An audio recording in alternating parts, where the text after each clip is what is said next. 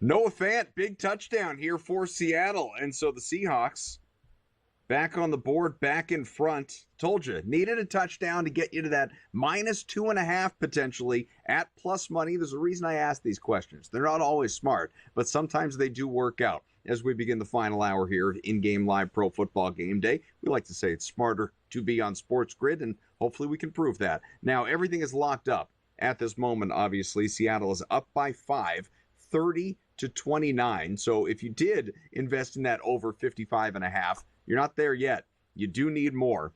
Now, sitting here, did they go for 2 and not get it? Is that the issue? Yeah, right. Yeah, because see, that's unfortunate. Now, I get why they did it. Obviously, you want to go up by 7, and you need the full touchdown on the other side for the Rams to tie it up. Strategically, I do understand. But if you bet the over 55.5 and you just needed that measly extra point, you're pissed.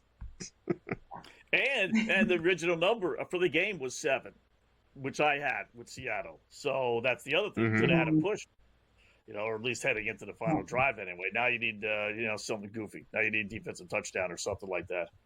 Right in his hands, too. I mean, how did he miss it? I mean, right in his hands. Ugh, just got punched out. Didn't hold it long enough, I guess. Oh, man. That's big. That stinks. All right. That's gambling. Meanwhile, the Chargers are in the red zone, who are already up 2 touchdowns. The Jets are in the red zone, leading by 5, trying to put away the Dolphins. Another passing touchdown to Devontae Adams, Adam. I had to interrupt you on there. I can't believe the passing touchdowns today.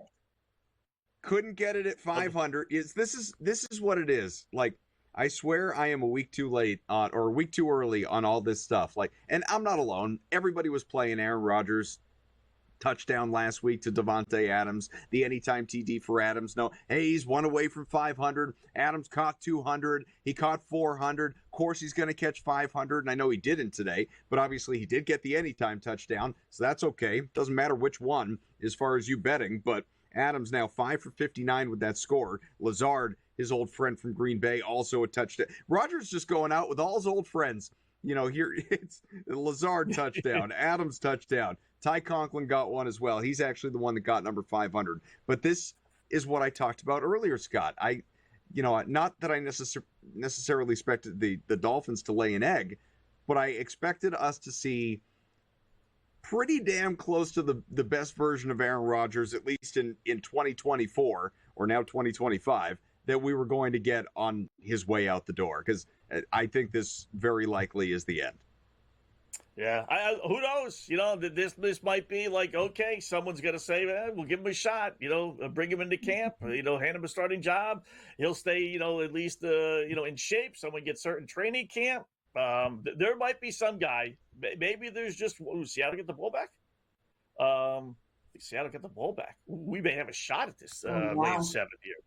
And I tell you, really, for me, as a Dolphin fan, no excuses. Forget what's happening in Denver. I mean, this is just pathetic. If they lose, it's 30 degrees. This would make 11 straight losses in freezing temperatures, and it's really not even that cold. It's not windy and blustery. It's as good as a January day as you'll get at the Meadowlands.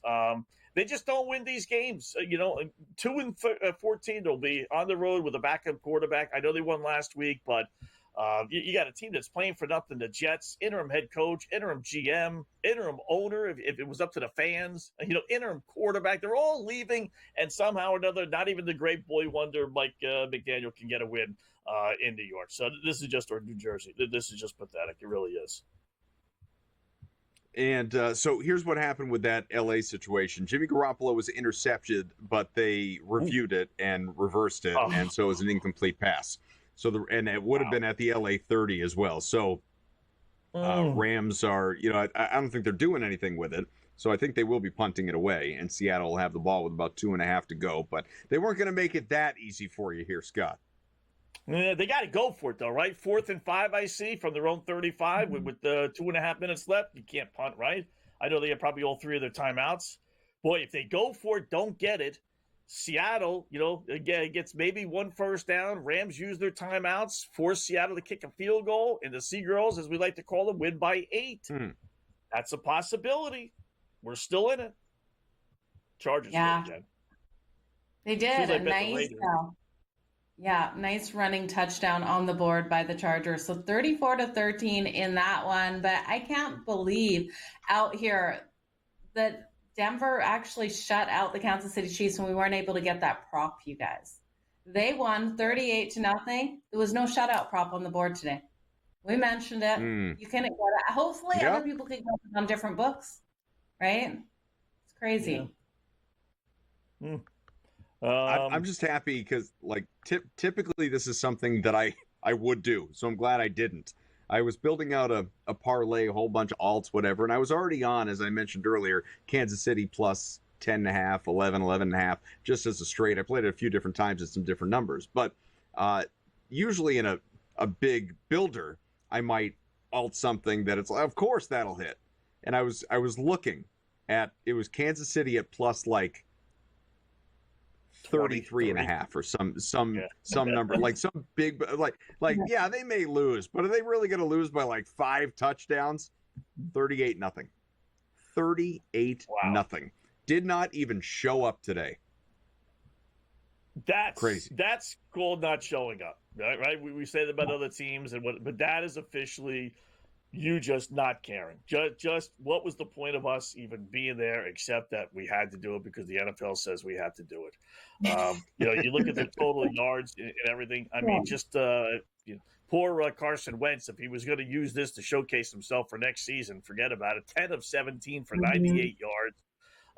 Would they get about 7 or 8 first downs in the entire game? 5 first downs the entire game. 98 yards total offense. 479 for Denver. I mean, this was as easy as a gift as Andy Reid could give, Sean Payton and the Broncos as you could ever come up with. The Rams, no question about it. So the Rams were able to convert on that one. Yeah, they're 2nd and 4 on Seattle's 43-yard line. Yeah, 2-minute warning. So not over yet. See, Gino doesn't have that $2 million yet. He still needs a win. Rams are trying to spoil it. Garoppolo, obviously. So it's a 5-point game, and the Rams are driving, as Joe said.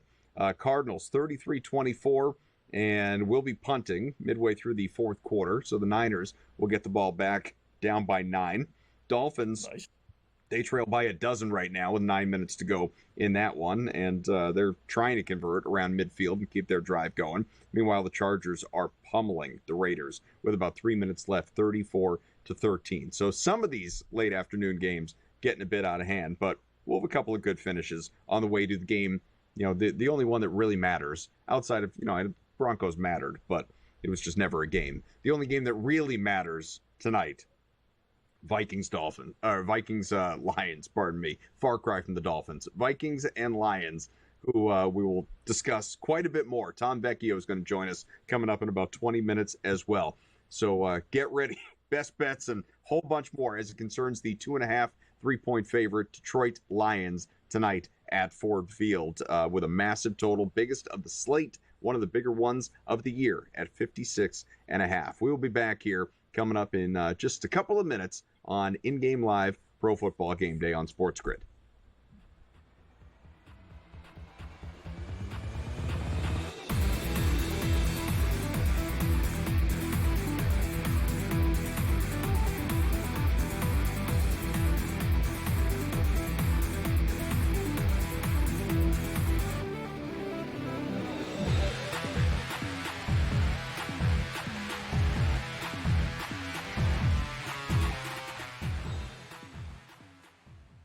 So my team didn't win this weekend, but I still did with this app that's taking over the game. Sports Millions Pick'em lets you make quick and easy predictions. Pick your favorite players, go higher or lower, and you can still win big even if your team loses. Plus, the multiplier is insane. With just a few picks, you can win big money.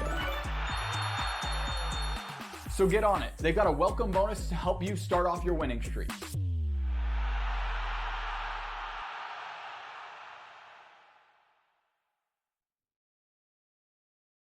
Anyone that's been to a sporting event, the atmosphere before a game, I think Game Time Decisions has that same exact atmosphere. This is our arena.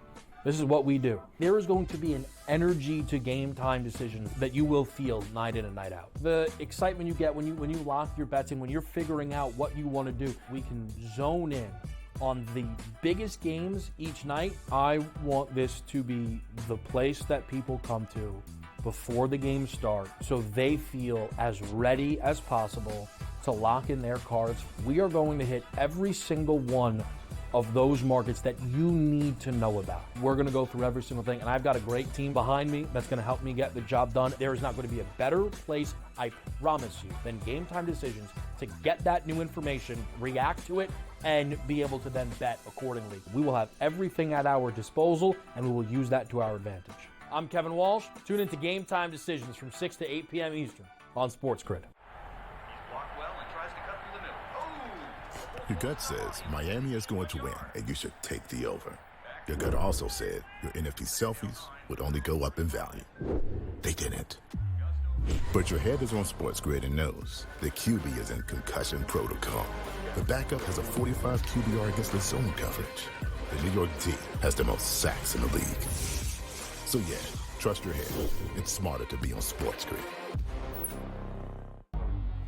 Two guys that can do it all. Too much electricity this morning. This is a good time. We're having a lot of fun. I had to do a triple take. Ka-ching! Why? Because of parity. I didn't mean to offend. Yeah, it's not going to happen. Load management is a dirty word. Let him rip. You know what? Circumstances provide the results. What? How do you do this one? Oh, Donnie, you got such a good show there. A network that is booming. The Early Line, only on Sports Grid.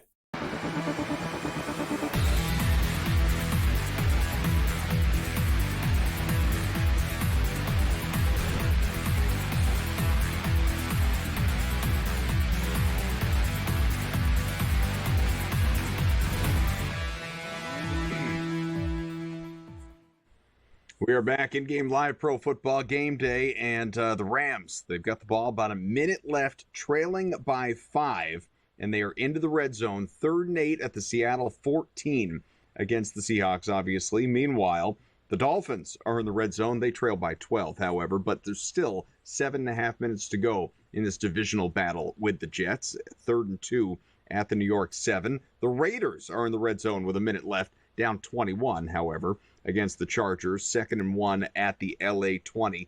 Anything, Joe, you would invest in here? No, I don't think there's anything I'd want to invest in at the moment, Adam. You're looking at these games, and these games are so tight here. We've got 55 seconds only left between Seattle and the Rams. I'm not sure if Geno Smith, if they're given the opportunity, can make it back out there on the field. We've seen him gone back into the tent. He was just laying down as well. So can't touch that game. Miami and the New York Jets, well, maybe the 44.5. We got 6 minutes left in that game. We've seen Aaron Rodgers really explode in this, and the Dolphins are threatening right now. So I would look at that to the over 44.5. The problem is the books don't want you to bet that. It's minus 188, and it just did lock up. I think, yeah, it's nasty out there, those lines. Scott, like, do you see a line where you're seeing any value? Because I'm not seeing value unless you're looking at the Rams straight up to get the win at plus 235. It's the only place I can find value at the moment, but I don't know if they can do it here. Yeah, I'd take a crack. It's 4th and 3, but if you just want to have some action on the final seconds of the game, plus over 2-1, you either get the first down, maybe get the touchdown here on 4th down. Jimmy G's doing well for the Rams. He has moved them all the way down the field. At this point, since they're going to more than likely cover the spread, they might as well just win the game outright, since I'm laying 7 on Seattle. Everything else is all locked up. I was going to say over on the Dolphin game. Just know that they're going to be going for 2, so a touchdown would not put you over the normal number. They're giving you, 6.5, where you need, to get the 2-point conversion, because they're not down 8. They're not going to go for. Actually, no, they're down 12. Never mind. That would be the one. They got a similar situation. 2nd and goal for the Jets, 4. Now you got to lay minus 325. Who really wants to do that? Maybe put it in a parlay. Rams money line over Dolphins pays plus 271. How about that? Yeah. It didn't sound like that convinced you. Yeah. I'm just so disgusted by a lot of these games that are happening right now to begin with, that it's hard to want to really reinvest. Where my eyes are going, guys, outside of obviously Sunday Night Football, which we'll talk about coming up more in a little bit. We've got lines out now for 4 games that are happening next weekend, Wild Card Weekend. Let me read them to you, and then we can dissect. You can offer any opinions, maybe before line movement, get some investments in. The Broncos, who of course just won, clinched their wild card spot, now have the opportunity to lose to the Bills. Buffalo at home, a 7.5-point favorite, a total of 47.5. I'm looking at FanDuel. The Packers at the Eagles. We don't know Jalen Hurts' situation yet, and even Jordan Love suffered an injury to his throwing hand today. Eagles, 3.5-point favorites. You're outside of that key number of 3. 46.5 the total in that game. Same total between the Steelers and the Ravens. My God, I can't wait to invest against the Steelers. What frauds they have looked like, especially most recently, but really over the last month. The Ravens, 8.5-point favorites. And then the Chargers are laying 3, Joe. Your Chargers at the Texans, a total in that one of 44.5. Of these games, Joe, we'll start with you. What jumps out at you? Okay, so the total between the Chargers and the Texans, I think the Texans will put some points on the board and the Chargers will be able to push that one over the 44.5. So I would invest there. I'd be looking at the under between the Steelers and the Ravens. I expect the Ravens to really come out and dominate the Steelers. We know the Steelers defense really is strong, and I think they're going to be able to make some nice plays here versus the Ravens. But at the end of the day, the Ravens walk away with the win. So I'd look under in that one. I'd grab the Packers plus the 3.5. We just don't know enough about Hurts and what we're seeing. And then the Bills and the Broncos. This is a hard one here for Bo Nix and Denver to come rolling into Buffalo. Josh Allen just playing some of his best, but he did have time off. He didn't play this full game. Maybe Denver can hang for the first half. Ultimately, I think the Bills pull away and get a huge win in the second half. Scott, what are you thinking? I like the over in the Buffalo Denver game. You know, with the Bills taking off today, they're going to be all pumped up, all excited next week. Denver really, you know, I know traditionally over the last 3-4 years has been an under team, but not with Bo Nix. You know, they've been able to put points on the board. I think they will up in Buffalo. You know, I think the Bills will certainly put probably, 20 plus on the board. So, 28-24 to me is a doable. I like the over 47.5. I'd stay away from Philadelphia and Green Bay until we really find out, Jalen Hurts. Because if he's not playing, that just throws a wrinkle into it all. And I listen, I know it's Baltimore, Pittsburgh. I get it, but I still got to take the 8.5 with Pittsburgh. Historically, they've just been all close games. I know the last one wasn't, but you want to give me Pittsburgh, getting 8.5 against the Ravens. Believe it or not, I will take it. Well, generally unders when they match up as well. So 46.5, again, the total in that one.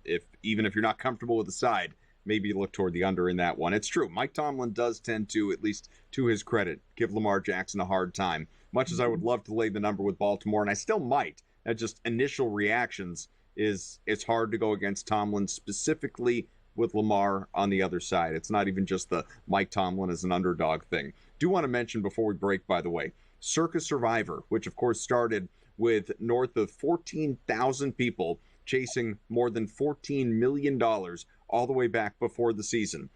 Right now, the most popular pick this week, the Falcons, lost. The week started with 18 people in week 18. 8 people were on the Falcons. They went down. 2 people were on the Packers. They went down. 5 people were on the Bucks. Incredibly sweaty, but they did advance. 2 people were on the Colts, got it done in overtime.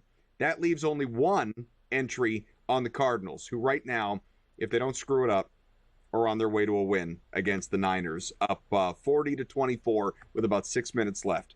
That means that you're going to have 8 entries splitting roughly $1.8 million when it all gets chopped up, which for an initial $1,000 investment, that's pretty good in a season-long worth of entertainment as well. We'll be back.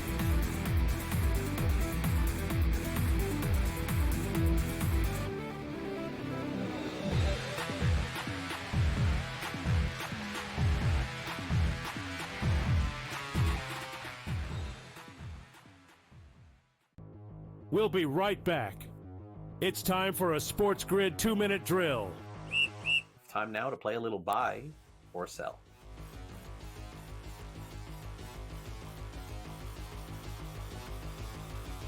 The Kansas City Chiefs, George, will win their 3rd straight Super Bowl. Are you buying or selling? They do seem to be hitting their stride. All right, they get now, 3.5 weeks off here, get everybody healthy. Mahomes, the ankle, Kelsey gets the rest. Chris Jones, who missed that game on Christmas, now he gets the rest of it. He's an extremely important part of that defense.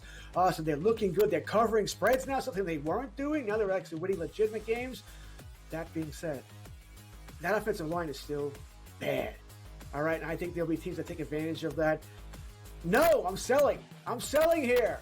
I don't even care if I believe this or not. I'm selling. I do not want to see this. I do not want to see the Chiefs win again. This has not been a fun year watching them. They've gotten lucky. They've gotten some calls.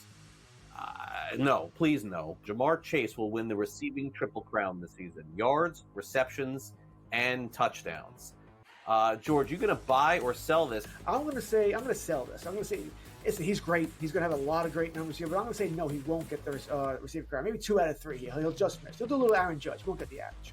All right, I'll play the buy. I'll play the buy card just to play something different in the end, and he was my best player in fantasy this year, so I'll say buy there. I'm going to skip ahead, Sam, to the last one, the running back here.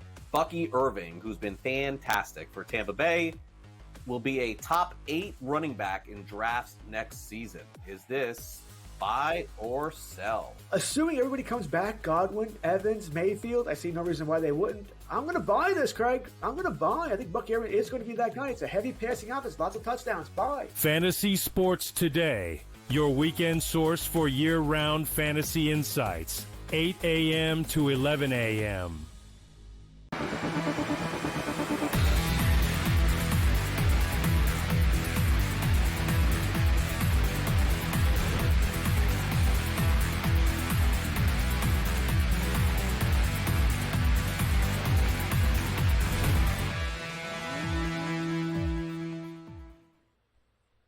Okay, we are back. Games have gone final. Chargers took care of the Raiders 34-20. Brock Bowers did not set the all-time tight end receptions record, but he did set the all-time just receptions record for rookies in general for any position. So, passes Malik Neighbors, who held that record for, 2 hours, whatever it was. And then Brock Bowers went and took care of business. So good on him. 34-20 Chargers knocked off the Raiders, and as we know, we will next see LA in the postseason and next see Las Vegas next year. As far as Seattle, held off the Rams 30-25, so didn't matter ultimately. Geno Smith gets his $2 million. That's good. DK Metcalf finished at 53, didn't reach 1,000 yards. He came up short, unfortunately for him, obviously, but the Rams did cover the number, depending on when you got it.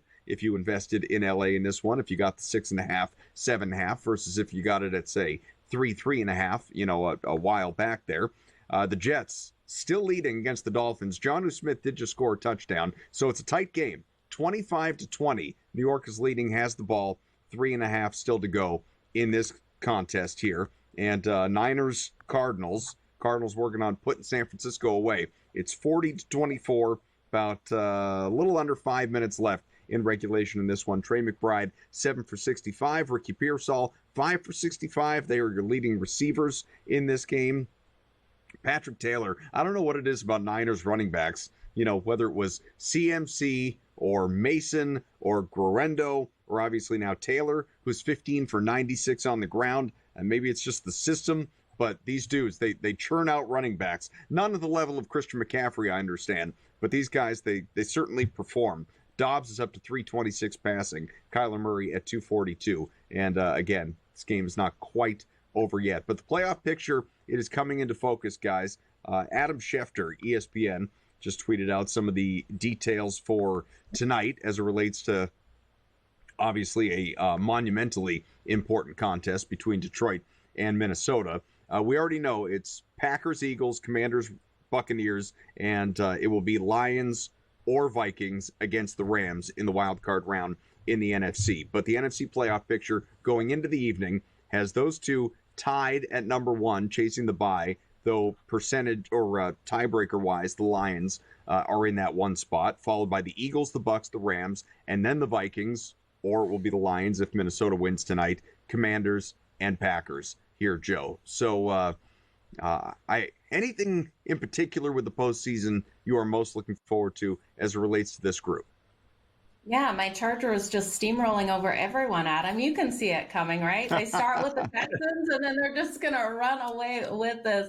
Now, overall, I'm pretty impressed with what we saw out of these teams this season, and I think everyone that has made it here to the playoffs absolutely deserves to be there, wild card or not. I'm kind of disappointed in the way it does fall for the Minnesota Vikings and the Detroit Lions, though. It's a hard pill to swallow looking at both of their records to say, one of these teams after the win tonight will be number 1 and the other one will be the 5th seed. That really is pretty brutal for these teams after how well they all perform. So that's my biggest takeaway from looking at these playoffs. What about you, Scott?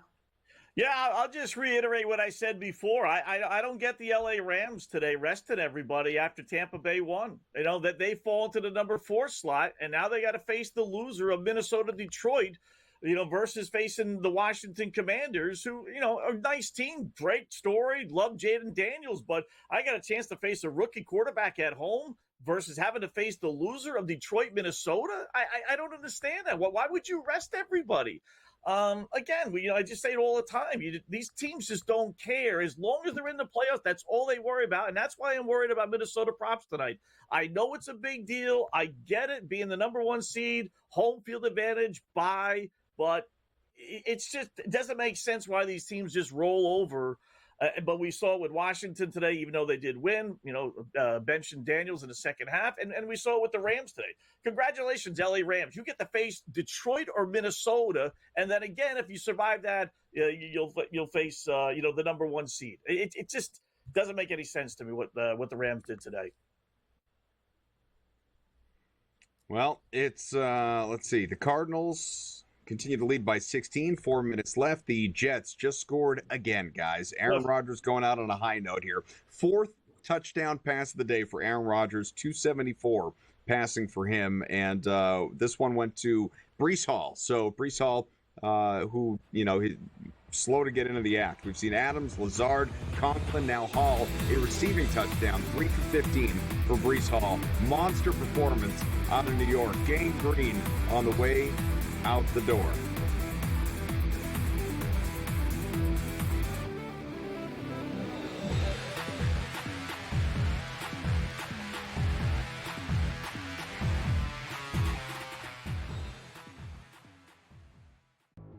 We'll be right back. It's time for a Sports Grid 2-minute drill. Time now to play a little buy or sell.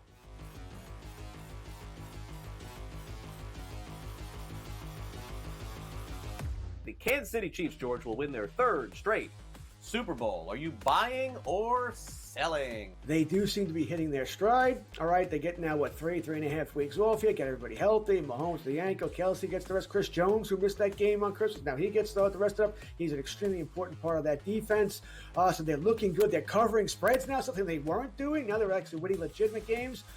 That being said, that offensive line is still bad. All right, and I think there'll be teams that take advantage of that. No, I'm selling. I'm selling here. I don't even care if I believe this or not. I'm selling. I do not want to see this. I do not want to see the Chiefs win again. This has not been a fun year watching them. They've gotten lucky. They've gotten some calls. No, please no. Jamar Chase will win the receiving triple crown this season. Yards, receptions, and touchdowns.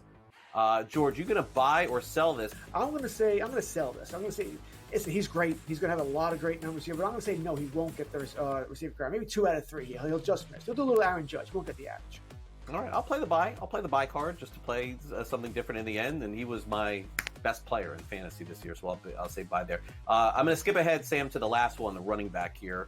Bucky Irving, who's been fantastic for Tampa Bay, will be a top 8 running back in drafts next season. Is this buy or sell? Assuming everybody comes back, Godwin, Evans, Mayfield, I see no reason why they wouldn't. I'm going to buy this, Craig. I'm going to buy. I think Bucky Irving is going to be that guy. It's a heavy passing offense, lots of touchdowns. Buy. Fantasy Sports Today, your weekend source for year-round fantasy insights. 8 a.m. to 11 a.m.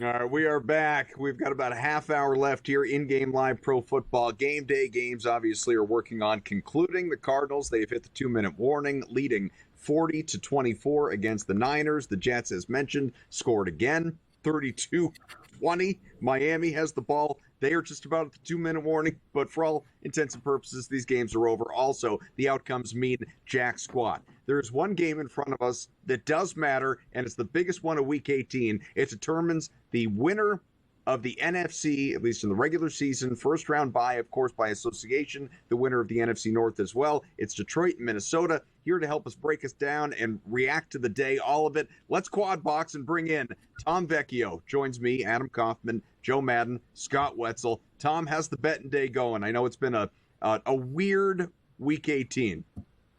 Yeah, thanks for having me. It's been an okay day. At the end of when it's all said and done. Surprised that the Falcons lost. Adam, you know that.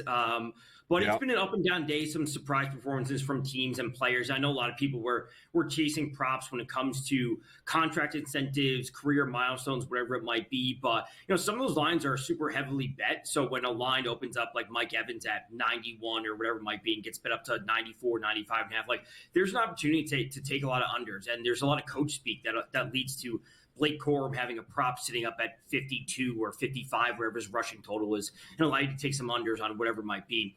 Also, someone like Juwan Jennings, I know he got ejected from the game, but everyone's saying like, oh, he went to college with Joshua Dobbs, like he's going to feed him with targets. Like his prop was just too high at 72.5. So, this time of the season, it's like there's too much coach speak and too much narrative that just inflates props and allows a lot of unders.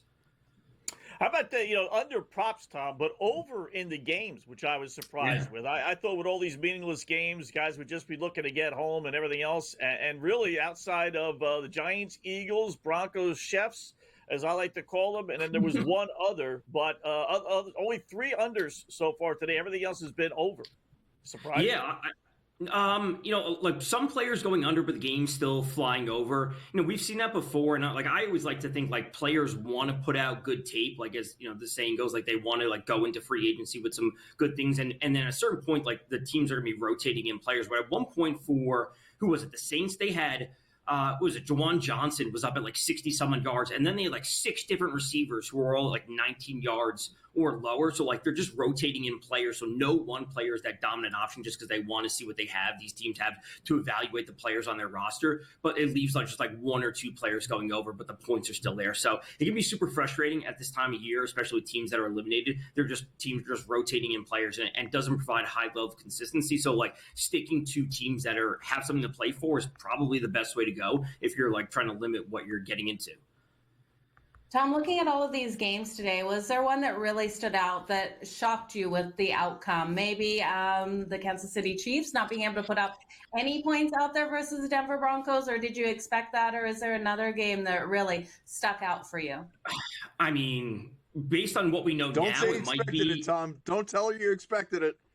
I'm maybe based on what we know now, but the Patriots, like Adam, this is what are they doing, right? They can't be winning that game.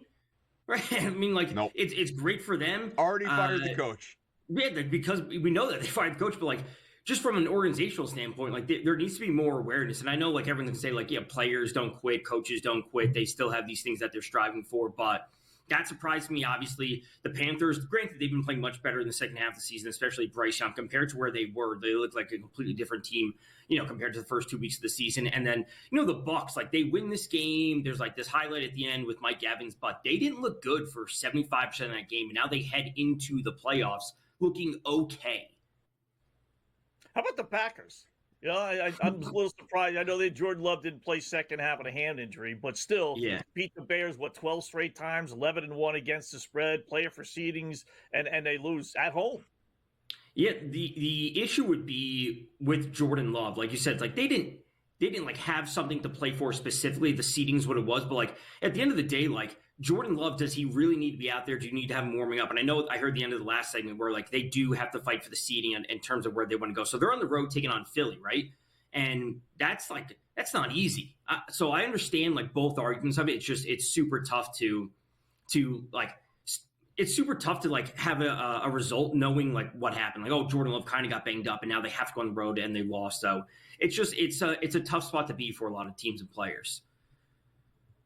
Let's get into this Sunday night football game because it's again a very important one. I think it's a very interesting one. There are loads of props to explore, which we'll do hanging out with you here for a couple of segments. But right now, let's just start spreading total. The Lions 2.5 to 3 point favorites. Obviously, if you do like Minnesota, find those threes, they're available to you. But you can get the Lions at home inside a field goal in this divisional battle. Lots of 2.5s are available to you. A total, it's a big one, 56.5. I'm seeing a lot of people investing in Minnesota, and outside of how ravaged defensively by injuries the Lions are, especially in that secondary, I don't really get it. I can't allow myself to step in front of the freight train that is the Detroit Lions with a first-round bye on the line here. But how do you see this game? So I'm on the Lions when it comes to like my pick'em pool. Like I haven't actually bet on either side, but I have bet on the under 56.5. I think this game, it's just too high. It's just too high given the circumstances of this game and like the importance of it, of what's at stake. I do not see this game and these teams turning this into a barn burner and we seeing 60 some odd points. Like that should not be happening. Could we see 28, 24, 27 type 24 game where we're kind of close to that. We get the main players in the end zone, kind of the situation I've described, Adam, before in the Monday and Thursday shows. We're going to get some scoring, but 56.5 is just too high. So ultimately, I'm on the under. I will be looking for a live over, though, and it depends on where we get that. If we can get that in the mid-40s, I'd love for it to be in the low 40s. I don't know if that's going to happen. But I want to take a live over and try and get a middle in this game. I think this may start off a little bit scripted again just because of what's at stake, and then we will see the scoring pick up. So I do like under 56.5. And if I had to pick a side, it's going to be the Lions. I'm not, like you said, getting in front of that freight train, especially at home. Are you afraid one team, Tom, might come out and say, you know what, we're not going to run and gun? It's like a basketball game that both teams want to run and gun, right? And there's always one sometimes anyway that just says, yeah, let's change things up. Both teams love to throw the football, everything else. If you were going to pick one of the two, which one would say, all right, you know what, we're not going to run and gun with these guys. Let's do ball control, keep the ball away from them, and have the 10-play drives versus 5-play drives? Yeah, I would say that the Lions probably don't want to turn this into a shootout. Like their secondary has been torched, and if you give Darnold time with Justin Jefferson, Jordan Addison, and T.J. Hawkins in a revenge game, and even Jalen Nailor out there, like they have too many options to pick apart the Lions on defense. Even though that Alexander Zaloni is expected to be back for the Lions, like that's just one piece. They're just too banged up across the board. So I would expect the Lions to want to control things tonight, and even with no David Montgomery, they still should have the good balance of Gibbs and Craig Reynolds there. When it comes to the Viking side of things, which we can certainly dive into, I expect this to be a fully spread out offense in terms of what we see in the passing. The running game I'm actually pretty low on for the Vikings, and we can get into that a little bit later with Aaron Jones specifically, but I think the Lions try and control things tonight. Yeah, Tom, just quickly here before the break, if you had to take one player for a touchdown, who would you go with? T.J. Hawkinson getting his first of the year in a revenge game. He was sitting up at plus 190 or so. It's also his first touchdown. It would be his first touchdown of the year. Has yet to score. Doesn't have like a super high red zone target share just because he's obviously missed so much of the season. But he's played a good role, and he's should be, I would say, in my mind, third when it comes to overall target share on the Vikings offense. Maybe tied for third with Aaron Jones, but obviously Jefferson and Jordan Addison at 1 and 2. Cardinals tacked on another touchdown on the way to a 47-24 win. So congrats to those people who picked up a couple $1 million who went with Arizona in Circus Survivor. Kyler Murray, 4 passing touchdowns today. Tony Jones and Michael Carter with rushing scores. Greg Dortch scored a couple. Marvin Harrison Jr. ending the year on a high note, 5 for 63 with a score. Trey McBride found the end zone as well. Just a nice performance out of Arizona. Maybe, just maybe, sign of things to come. And New York, congrats on your tenure with the Jets, Aaron Rodgers. You went on a winner. We'll be back with Vecchio.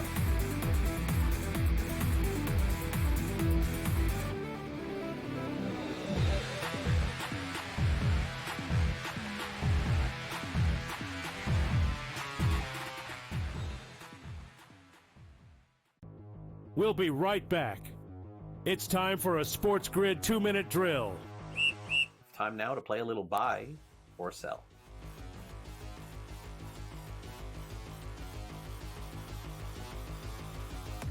Kansas City Chiefs, George, will win their third straight Super Bowl. Are you buying or selling? They do seem to be hitting their stride. All right, they get now, 3.5 weeks off here, get everybody healthy. Mahomes the ankle, Kelsey gets the rest. Chris Jones, who missed that game on Christmas, now he gets the rest of it. He's an extremely important part of that defense. So they're looking good. They're covering spreads now, something they weren't doing. Now they're actually winning legitimate games. That being said, that offensive line is still bad. All right, and I think there'll be teams that take advantage of that. No, I'm selling. I'm selling here. I don't even care if I believe this or not. I'm selling. I do not want to see this. I do not want to see the Chiefs win again. This has not been a fun year watching them. They've gotten lucky. They've gotten some calls. No, please no. Jamar Chase will win the receiving triple crown this season. Yards, receptions, and touchdowns. George, you going to buy or sell this? I'm going to sell this. I'm going to say, listen, he's great. He's going to have a lot of great numbers here, but I'm going to say no, he won't get the receiver crown. Maybe 2 out of 3. He'll just miss. He'll do a little Aaron Judge. He won't get the average. All right, I'll play the buy. I'll play the buy card just to play something different in the end, and he was my best player in fantasy this year, so I'll say buy there. I'm going to skip ahead, Sam, to the last one, the running back here. Bucky Irving, who's been fantastic for Tampa Bay, will be a top 8 running back in drafts next season. Is this buy or sell? Assuming everybody comes back, Godwin, Evans, Mayfield, I see no reason why they wouldn't. I'm going to buy this, Craig. I'm going to buy. I think Bucky Irving is going to be that guy. It's a heavy passing offense, lots of touchdowns. Buy. Fantasy Sports Today, your weekend source for year-round fantasy insights. 8 a.m. to 11 a.m.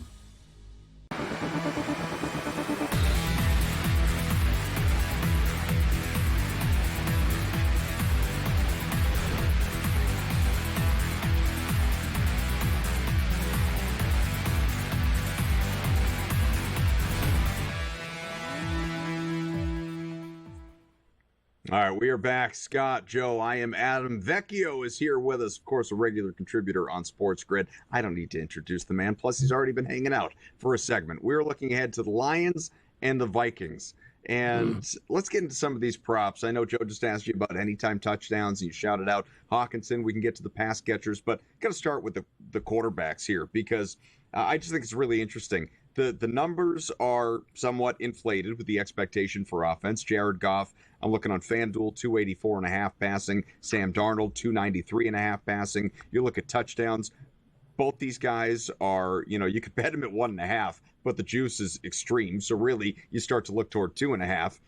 Knowing that Jones could find the end zone on the ground, or certainly Gibbs could find the end zone on the ground. So it makes you wonder, could we get 3+ passing touchdowns out of one or both these guys? Jared Goff has been on a roll throwing for touchdowns over the last month and a half. So I'm sure a lot of people are betting his over 2.5. But in terms of the yardage here, I know you don't believe we're going to get quite the shootout that maybe the general public believes in terms of the offensive output. Even still, do you like either or both of these guys at 300+ passing? If I had to choose, it would be Sam Darnold, and this goes into what I'm expecting from the ground game, and that's really not a whole lot from Aaron Jones.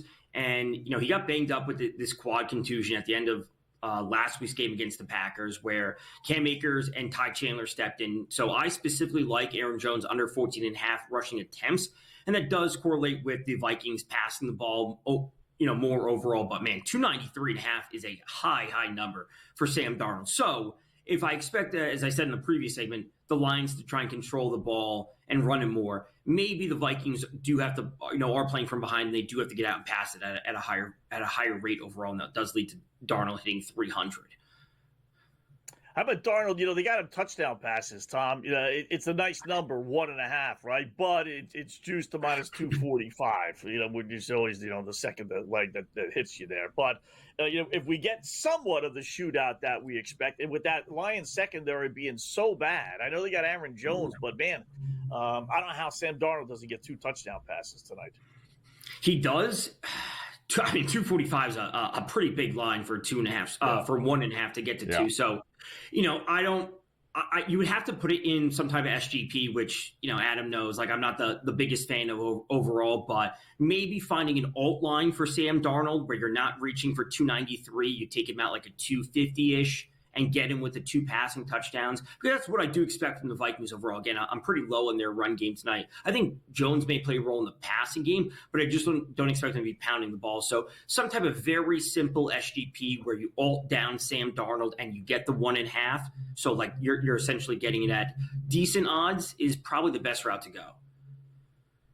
Tom, looking at this game, since you're expecting this one to stay under that total of 56.5 and then coming back in when this hits the low 40s, is there any defensive players that you have circled to come out nice and strong, or picking props? Anywhere else that you're looking in this prop market?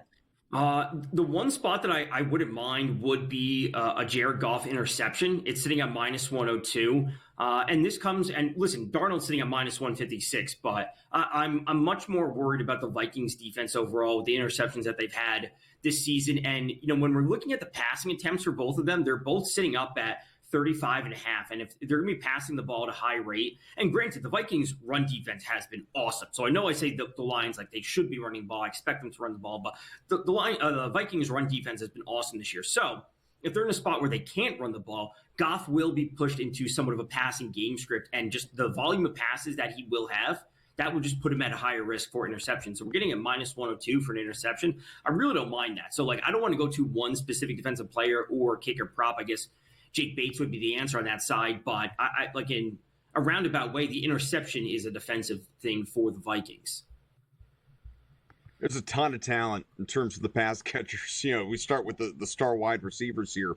I apologize to the people. I'm obviously fighting a little bit of a cough. It's annoying me more than it's annoying you, the listener. Justin Jefferson and Amon-Ra St. Brown. We have Jefferson at 95.5, big number. Not quite Mike Evans territory today, but a big number. And St. Brown at 81.5. And then, of course, you filter down to the likes of Addison and Williams, Laporta, Hawkinson, the tight ends. We know what Jones and Gibbs can accomplish in the pass catching game out of the backfield. But the stud wideouts, who do you think we get a big game out of here, if anyone? We could see a little bit of what we saw last week where, Justin Jefferson started off really slow, and that opened up a lot of opportunity for Jordan Addison. Now, eventually, Justin Jefferson got there, right? And so if he does start off slow, in-game lines for Jefferson will be awesome. But Addison playing that secondary role, kind of like him over 23.5 for his longest reception. So if we do see the defense shading towards Justin Jefferson, that could be a spot to go for Addison as like a clear number 2, but he's an awesome number 2. Tom, are you a little surprised that the line's only 2.5? I mean, I know Minnesota is as well, but Detroit over the last 3-4 seasons has been the best spread team in the NFL. Yeah. They're at home. I know a bunch of injuries. I get that, but only a 2.5-point favorite tonight. You surprised? Slightly, but I want to say slightly. If you told me this line was anywhere between 2.5, 3, or 3.5, I wouldn't be surprised. But at a certain point, if it got to the 3.5, I just would assume all the money just gets poured into the Vikings, and they have to move it back to 3 or 2.5. So, we said, Adam said, you don't want to get in front of the freight train that the Lions are. So 2.5 is like an awesome spot to take the Lions, which is generally not a spot you get them. And I would say it depends on what you have on the lines. Like if you have futures on the lines, if anyone out there has them for conferences or obviously the division, there's a really big opportunity to just take the Vikings today. If you see the Vikings go up in this game, will you be coming back in on the Detroit Lions when you're getting more line value, Tom? Probably not. Yeah. Given what I already have for this game, the under, because if I'm on the Vikings and then to buy back in onto the Lions, that means they'd have to do a ton of scoring, and that means the game would probably be pushing over. It's a little bit counterintuitive. So it would require just a little bit of extra math to figure out where exactly the margins I have. But based on the day that I had today, which was pretty average overall, I want to just stick with what I have to start. Tom, before you go, favorite bet in this game? It'll be Aaron Jones under 14.5 rushing attempts. It is sitting at -120. Obviously, shot for the best lines. I did see a 13.5 out there that was juiced to the over at -130 or so, but under 14.5. Tom Vecchio, my partner in crime on Pro Football Today, along with Dave Sharapan. Don't worry, that show will return in the postseason, just not this week. There's no primetime action. We'll be...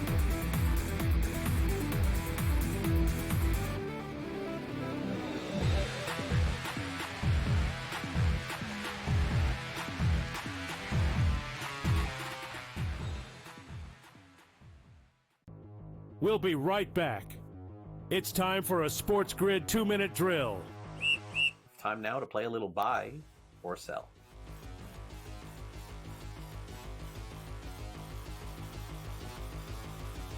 The Kansas City Chiefs, George, will win their third straight Super Bowl. Are you buying or selling? They do seem to be hitting their stride. All right, they get now, 3.5 weeks off here, get everybody healthy. Mahomes, the ankle. Kelsey gets the rest. Chris Jones, who missed that game on Christmas, now he gets the rest of it. He's an extremely important part of that defense.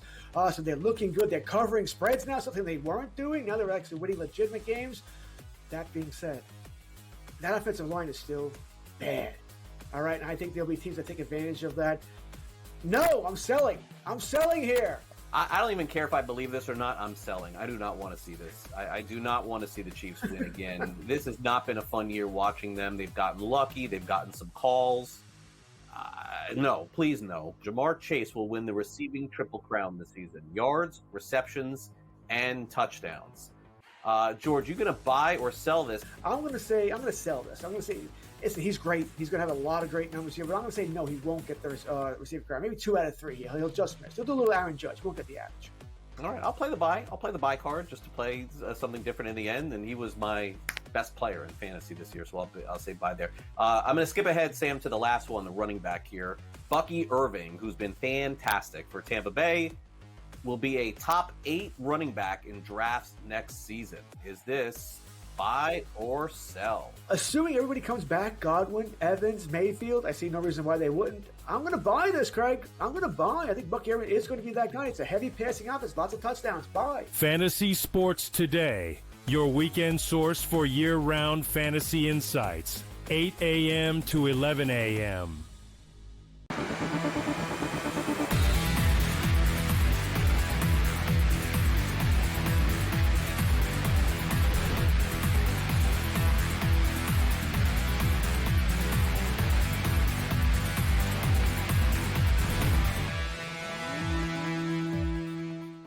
Our thanks to Tom Vecchio for joining us. Great stuff, obviously, looking ahead to this Sunday night football game. So, here's what we know. We know a lot at this stage with only one game remaining in Week 18. We know that the AFC playoff picture is all set. Chiefs, of course, as we have known, the number 1 seed, first round bye. No effort whatsoever today. The Bills, who spoiled the Patriots, really the Patriots spoiled their own chances, the number 1 overall pick. The Titans are on the clock. But the Bills, the 2 seed, followed by the Ravens, the Texans, those all the division winners, Chargers, Steelers, and Broncos are your wild card teams in the AFC who will play next weekend. Over in the NFC, we know the 7 teams involved, Lions, Eagles, Bucks, Rams, Vikings, Commanders, Packers, but we do not know who the number 1 seed is with the first round bye. That will be determined, obviously, by tonight's winner between Detroit and Minnesota there in Motown. So, Joe, Scott, let's give out some favorite plays, best bets for tonight. Joe, we'll start with you. Oh, I think this is going to be a tight battle between these two. I think this number is just slightly too high, you guys. 56.5, I will take to the under. I think the only way it goes over this total is if we get to overtime. And I think no matter what, it has the opportunity of going to overtime. So I'm going to bet that at plus 1,300. I'm going to look here at both of these quarterbacks, though, to still have success moving this ball. We know those deep passes are possible by them. I would like both of the quarterbacks for over on their passing yards in this one. I'm going to take Zadarius Smith for the anytime sack. That's coming in at minus 102. He's looking to hit incentives out there, and you know he's going to be all over Sam Darnold in this matchup. But I have to go back to what I absolutely love betting is those defensive touchdowns. I think we have an opportunity for one of these quarterbacks to throw the pick 6. So I will take both of these teams for the defensive touchdown. We know it's just been cashing for us this season with the Minnesota Vikings, but I think the Lions defense will come to play. So that is where I'm going with this one. It should be a great game. Scott, where are you going? All right, first, I'd probably stay away from a lot of the incentives because there's so much on this game. Neither team wants to screw around that much. I think the best play on the board, I thought this was the best play heading into today. I'm going to go contrarian with you, Joe. I think the over. I love the over. I do. 56.5, I know it's a big number. You don't normally see that in an NFL game. Their first game was 31-29, 60 points. The Lions have had 7 games this year. Count them, 7, in which they've had 57 or 56, actually. by the hook, get it down to 56. 7 games in which they've had 56 points or more. Minnesota's had 4. Like I said, the first game hit 60. I think they hit 60. I don't think they're going to be screwing around. I think they're going to be throwing up and down the field. More worried about the Vikings defense than I am the Lions. Reverse that. I'm more worried about the Lions defense just because they stink. So I'm more worried about the Vikings because I think they can play well, but I just don't think it's going to happen. I really don't. So I think over 56 by the hook is your best bet on the board. And then if you wanted to have a little fun, I'm not going to lay the straight money, but I'm going to put, you can do this on FanDuel, Sam Darnold over 1.5 touchdowns, Jared Goff over 1.5 touchdown passes, and then combine it with a goofy Jahmyr Gibbs or Justin Jefferson, either player to have 2 touchdowns. Put that in a parlay. That's actually one bet. Put that in a parlay, and it's plus 3-1, plus 298. Joe, you brought up the anytime touchdown market with Tom. Who stands out to you if you were to, not necessarily a favorite, you talked about that, but if you were to put together a few, an anytime touchdown parlay or something like that? Ooh, anytime touchdown parlay. That is always a lot of fun, always really profitable if you can hit these guys to be able to get it done. I love Justin Jefferson here. That connection with Sam Darnold is fantastic. We know he has those hands to pull that in, even against the defense here of the Lions. So I would look at him. He's coming in at minus 125 for the anytime touchdown. And it's got to be St. Brown here for the Detroit Lions to be able to get it. He's coming in at minus 110. If you want some longer shots, though, Williams here for the Lions at plus 120 or Sam Laporta, I definitely think you can't say no. And Sam Darnold to run it in himself, plus 450. Yeah. I'll throw this last thing at you. Listen, no crying over spilt milk, as the saying goes, right? I know you're going to hear it this week. One team's going to have 3 losses, and they're going to be a number 5 seed. That's just the way it is. Both teams control their own destiny. You know that going in. So there's no crying about being a number 5 seed, even though you're going to have less losses than the number 3 seed and the number 4 seed. Just the way it's set up. You hear it in college football. I don't want to hear it in the NFL. Thanks to everybody behind the scenes here at Sports Grid that helped make this show possible. Obviously, without them, we are not on the air talking to you across Sports Grid TV and Sports Grid Radio. To Tom Vecchio for joining us as well. Normally, it's Brady Cannon. We appreciate Tom jumping in. One last game in Week 18, and then, folks, we're up to the playoffs. So I think tonight is going to feel like an early playoff game. Should be a lot of fun. Get started in about 20 minutes. For Joe, for Scott, I'm Adam.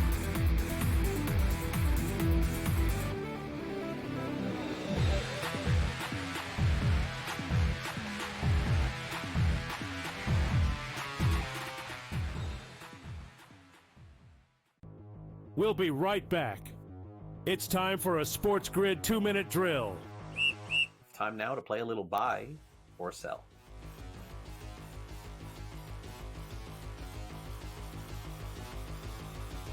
The Kansas City Chiefs, George, will win their 3rd straight Super Bowl. Are you buying or selling? They do seem to be hitting their stride. All right, they get now, 3.5 weeks off here, get everybody healthy. Mahomes the ankle, Kelsey gets the rest. Chris Jones, who missed that game on Christmas, now he gets the rest of it. He's an extremely important part of that defense. So they're looking good. They're covering spreads now, something they weren't doing. Now they're actually winning legitimate games. That being said, that offensive line is still bad. All right, and I think there'll be teams that take advantage of that. No, I'm selling. I'm selling here. I don't even care if I believe this or not. I'm selling. I do not want to see this. I do not want to see the Chiefs win again. This has not been a fun year watching them. They've gotten lucky. They've gotten some calls. No, please no. Jamar Chase will win the receiving triple crown this season. Yards, receptions, and touchdowns. George, you going to buy or sell this? I'm going to sell this. I'm going to say, listen, he's great. He's going to have a lot of great numbers here, but I'm going to say no, he won't get the receiver crown. Maybe 2 out of 3 here. He'll just miss. He'll do a little Aaron Judge. He won't get the average. All right, I'll play the buy. I'll play the buy card just to play something different in the end, and he was my best player in fantasy this year, so I'll say buy there. I'm going to skip ahead, Sam, to the last one, the running back here. Bucky Irving, who's been fantastic for Tampa Bay, will be a top 8 running back in drafts next season. Is this buy or sell? Assuming everybody comes back, Godwin, Evans, Mayfield, I see no reason why they wouldn't. I'm going to buy this, Craig. I'm going to buy. I think Bucky Irving is going to be that guy. It's a heavy passing offense, lots of touchdowns. Buy. Fantasy Sports Today, your weekend source for year-round fantasy insights. 8 a.m. to 11 a.m.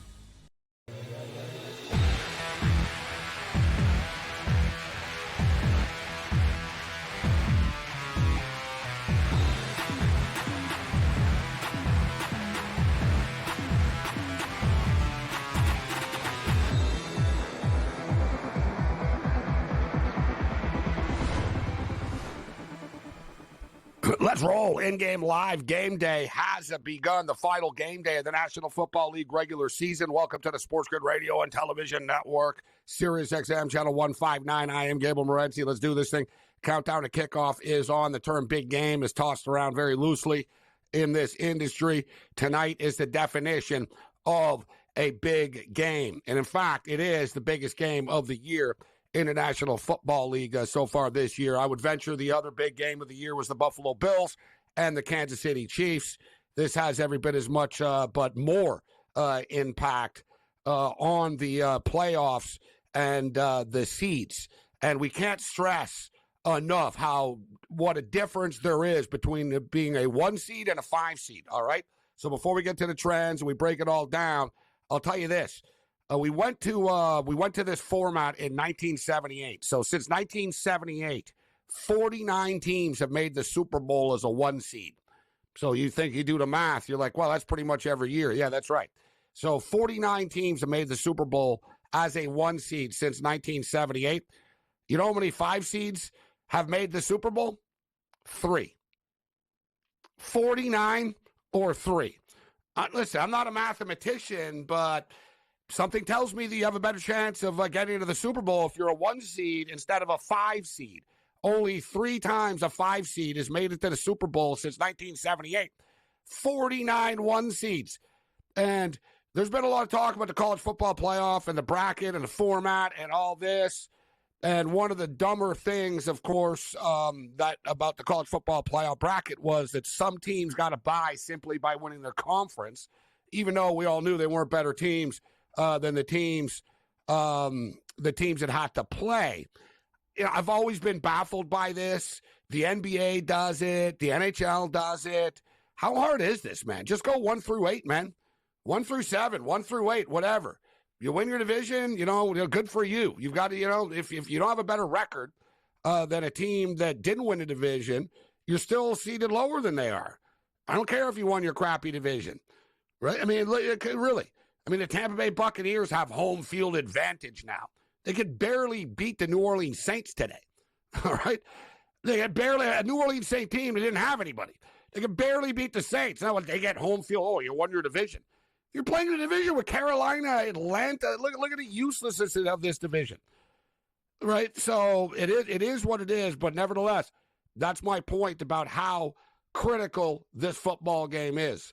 All right, let's get down to business. Point spread sitting at 3. The total keeps going up, man. We got 56.5 on the board right now. It just continues to climb. And oftentimes when you get a football game of this magnitude, defense will sometimes step up. But the thing is, both these teams, as good as they are, both get carved up through the air.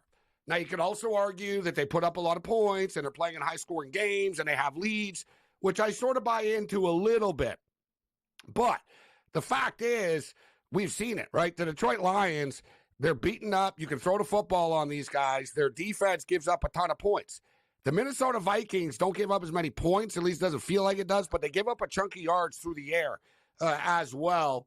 It should be an aerial attack this evening. There's some interesting trends that catch our eye, especially like early in the football game tonight. So let's start off right now and just how good both these football teams have been. Because honestly, I get it. Detroit, they're kind of like the Cubs were before, the lovable losers. People like that aren't like Lion fans don't mind seeing them doing well. All right, hey, it's cool. Look at Detroit are doing well.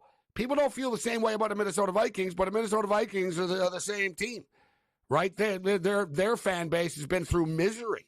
Even, you can argue more misery than the Lions. The Lions never made the Super Bowl. The Vikings made the Super Bowl in the 70s all the time, and they lost all the time like the Buffalo Bills. So both teams have had, disappointing history, and both teams have been on fire, but people really only talk about the Lions. The Minnesota Vikings are 17-3 straight up in their last 20 football games. That's right. Like, they've only lost 3 times in their last 20 games. O'Connell can coach. The Minnesota Vikings, this is the one that catches my eye. The Minnesota Vikings, 8-2 to the over the last 10 first quarters on the road. The total is 10 in the first quarter tonight. I think it's going to go over 10. We bet over 10 first quarter in this game. Minnesota, 12-5 to the over their last 17 third quarters. All right, so when we get to the second half, third quarter over, whatever the quarter number is, we'll take a look at that and pull the trigger. The Detroit Lions, these guys have been winning football games, have been covering football games. Dan Campbell and the Lions, 16-5 against the spread in their last 21 football games. Detroit Lions, 16-3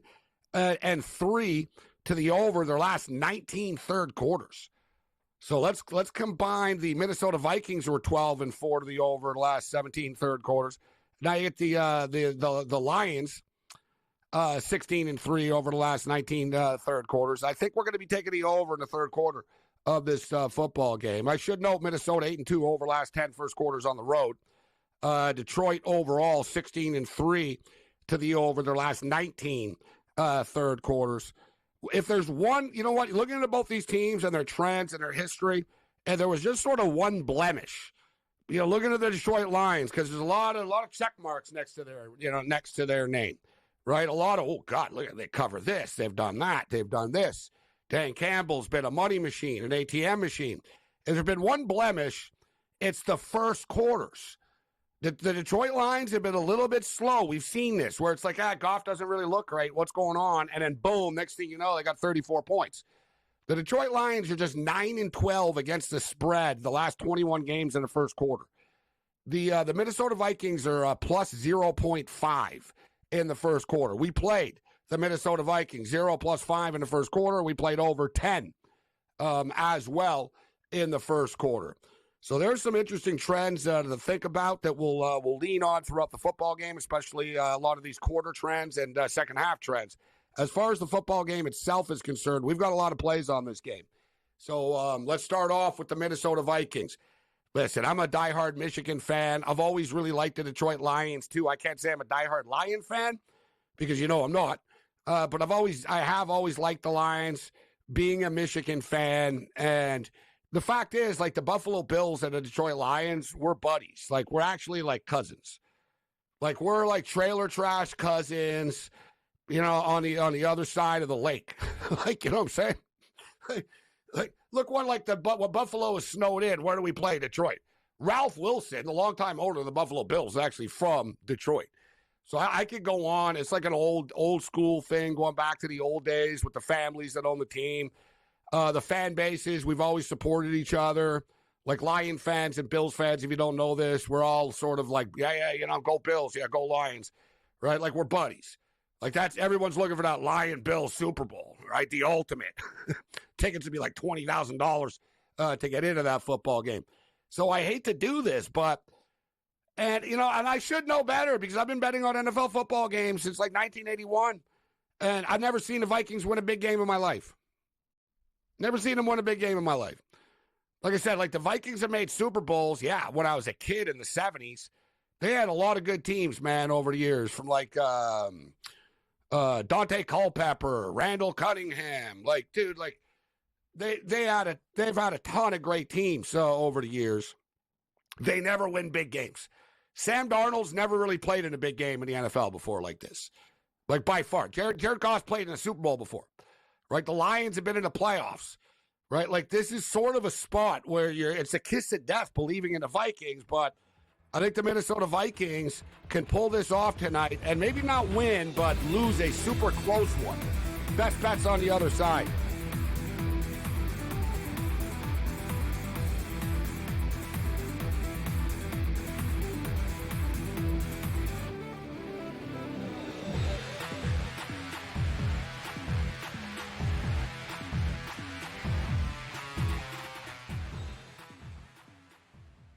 So my team didn't win this weekend, but I still did with this app that's taking over the game. Sports Millions Pick'em lets you make quick and easy predictions. Pick your favorite players, go higher or lower, and you can still win big even if your team loses. Plus, the multiplier is insane. With just a few picks, you can win big money. So get on it. They've got a welcome bonus to help you start off your winning streak.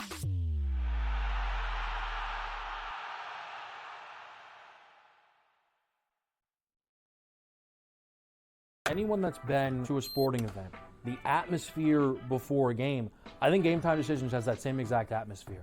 This is our arena.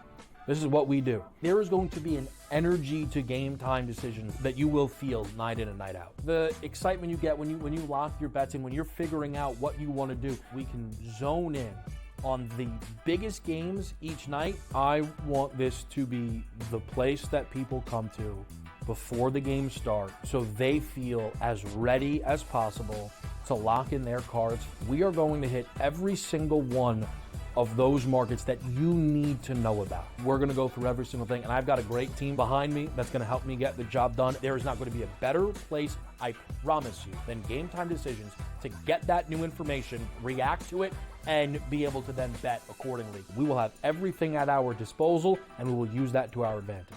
I'm Kevin Walsh. Tune into Game Time Decisions from 6 to 8 p.m. Eastern on Sports Grid. Your gut says Miami is going to win, and you should take the over. Your gut also said your NFT selfies would only go up in value. They didn't. But your head is on Sports Grid and knows the QB is in concussion protocol. The backup has a 45 QBR against the zone coverage. The New York D has the most sacks in the league. So yeah, trust your head. It's smarter to be on Sports Grid. The two guys that can do it all. Too much electricity this morning. This is a good time. We're having a lot of fun. I had to do a triple take. Ka-ching! Why? Because of parity. I didn't mean to offend. Yeah, it's not going to happen. Load management is a dirty word. Let him rip. You know what? Circumstances provide the results. What? How do you do this once? Oh, Donnie, you got such a good show there. A network that is booming. The Early Line, only on Sports Grid.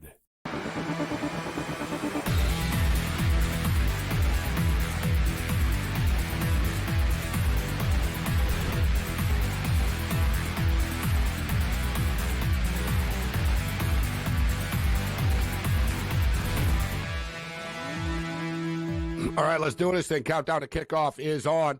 A late Happy New Year to everybody joining us. If you haven't seen us yet, if we haven't seen you yet, if you haven't tuned in to one of our programs, we've only been on a couple of times in the new year here. So let's rock and roll. Game of the year. Let's get down to business. I got a lot of picks, so let me just start firing them off at you right now. I don't often do this one.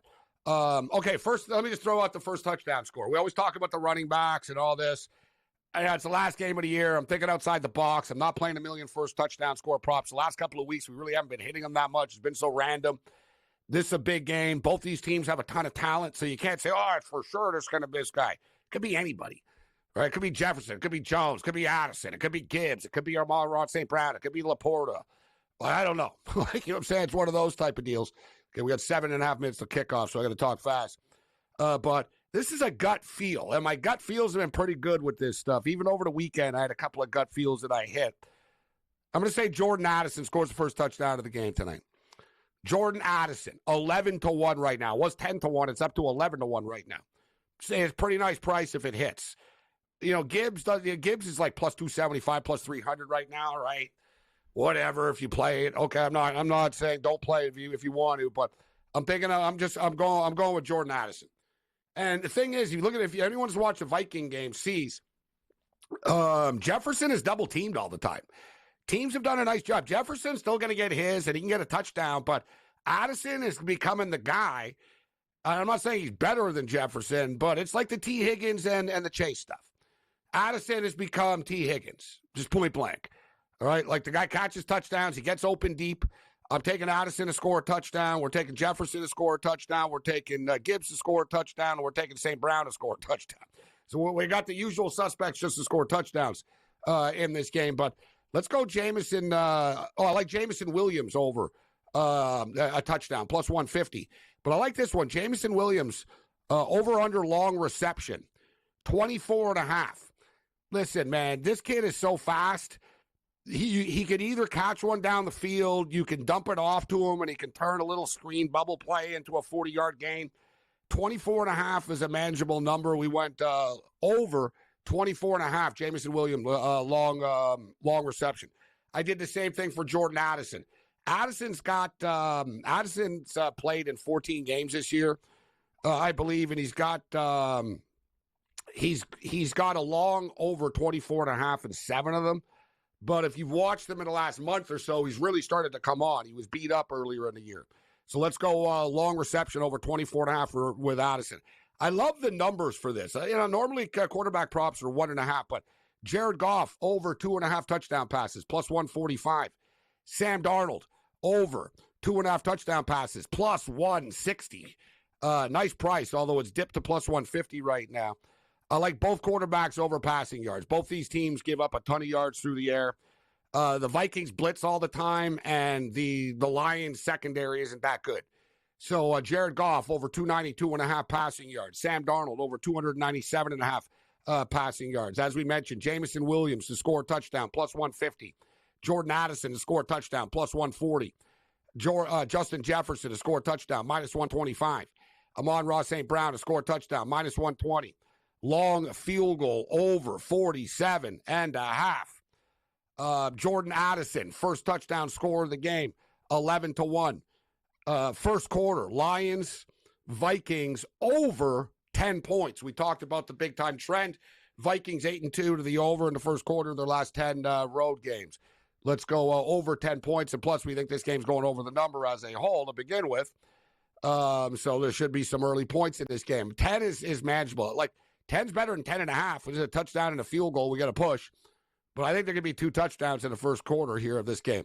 Minnesota Vikings plus 0.5 first quarter over 55. I got a 55 in a football game over. I got a bunch of teasers alive from earlier in the day, but that doesn't do you any good. And going over all my plays right now, I see I put everything in except my Minnesota Vikings plus 3.5 that I still, it's like subconsciously I don't want to do it. I got the Vikings and a bunch of teasers, and I really don't have a lot. And shout out to everybody joining us right now. And I see our boy Mike Parsons in the chat, who's a regular viewer of the grid. And he says his account is a little low tonight. Dude, I took it on the chin in the NFL today, too, these stupid games. I did better in the dumb bowl games than the dumb NFL games. You know, I did better at the 4 o'clock slate at the end here.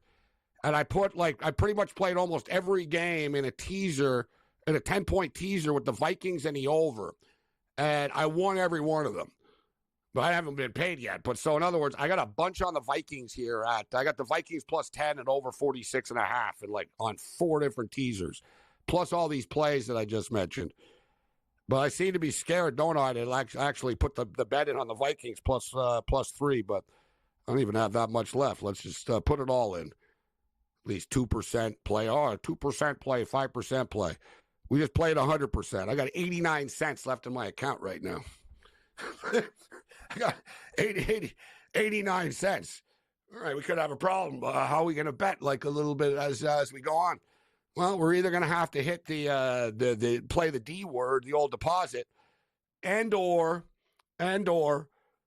like most of the year, it's just been like free flowing. It's like, you put your bets in. It's like, don't worry about it. We'll hit we'll hit a couple of bets in game right away, and we're going to get money. So I'm hoping for the first touchdown score of the game here, maybe a first touchdown prop. But now we're going to have to load up a little bit. We'll wait for the right time to step up and in game. Moments away from kickoff right now. Dave Delano is going to step up and in and join us. Delano will step up and in. Sean Higgs, George Kurtz. We'll get you caught up to date. There's a lot of stuff to break down tonight. We have the game of the year here. We got the game of the year. And I keep on seeing these same game parlay odds boosts and all this. And I'm like, oh, did I get in on that one? Did I play this? But we're going out with a bang here tonight. It's almost like the Super Bowl, right? Put all the chips in on the table and hope for the best. And I guarantee you, I'm going to feel the same way as tens of millions of people watching this game. We're all going to snap if this is like 3-0 midway through the second quarter of play. And, hey, they are playing, man, for the top seed in the conference, right? Is it going to be just a full-out track meet? Hell yeah. Let's go.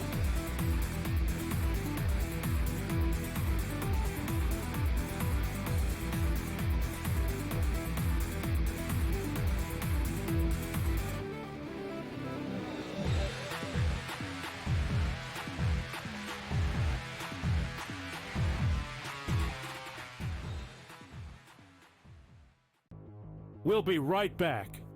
It's time for a Sports Grid 2-minute drill. Time now to play a little buy or sell.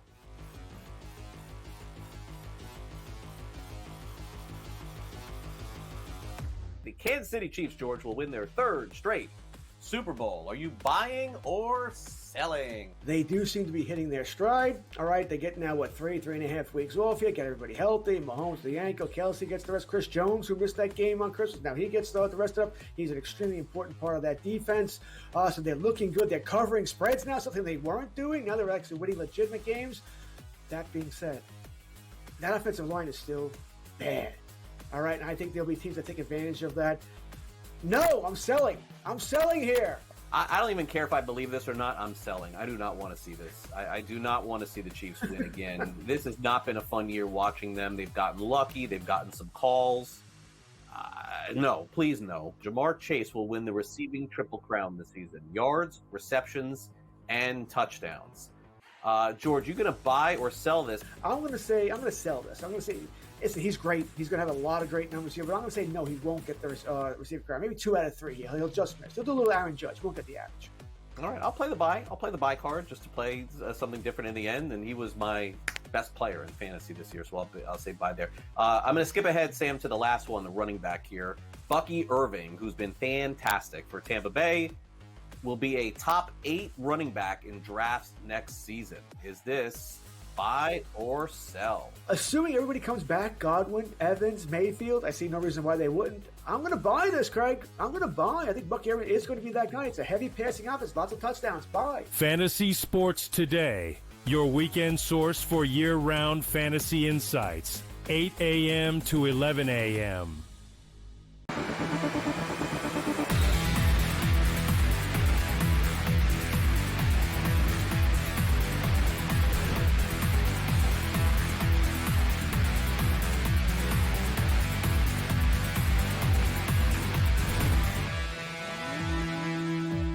All right, let's do this thing. The NFL Game of the Year has begun. And I can't help but think back. I just had a quick flashback of being at the LSU-USC game earlier this year. It was like the college kickoff classic in Vegas.